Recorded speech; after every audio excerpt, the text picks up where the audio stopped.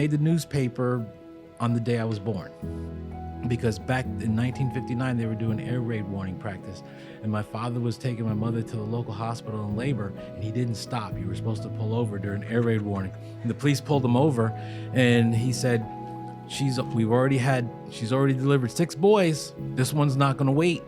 And so the police said, we'll escort you to the hospital so no other police stop you.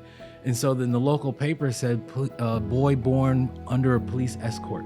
So I was famous even before I was born. I love it. and so, but growing up, the youngest of 7, we were poor. We didn't have hot and cold running water until I was 5.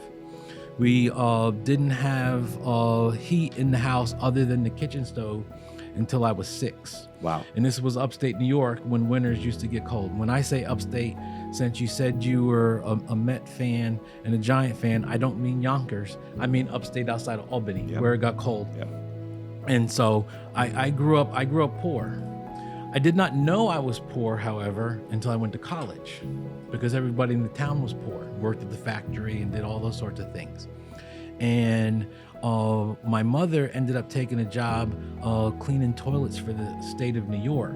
And so no one talked to me about going to college, because she took that job to pay for 2 of my older brothers to go to college. And she wanted to retire from that job, so she never talked to me about going to college. But I ended up being relatively smart, graduated first in my class and did well on the pre-SATs. And so Davidson College, which is in North Carolina, was getting ready to lose some of their funding because they didn't have enough black students. So they said if I would come and visit, they would pay for it. I played all 3 sports in high school, and I couldn't decide if I wanted to play football or baseball in college. All the places that had scholarship for football wouldn't let me play baseball, and vice versa.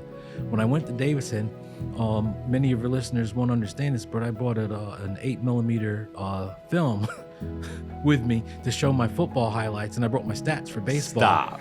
And I interviewed with the school, but then I also said, can I meet with the baseball coach and football coach? And so they said I could play football and baseball, but they gave me an academic scholarship. Wow. And then I said, what do I need to do to get into medical school? So I took all those classes, but I also wanted to major in something else. I majored in English and philosophy, but I took all the prerequisites for medical school. And I said, if I'm going to medical school, I want to go to the best one. I thought that was Johns Hopkins, so that's the only medical school I applied to. And I got in, and I went to Hopkins. And then in my training at Hopkins, I thought that Hopkins had the best surgery. So I wanted to stay at Hopkins. So it's the only place I ranked for surgery. And at the time, when I finished, I was the first black person to finish the general surgery program in the history of Hopkins.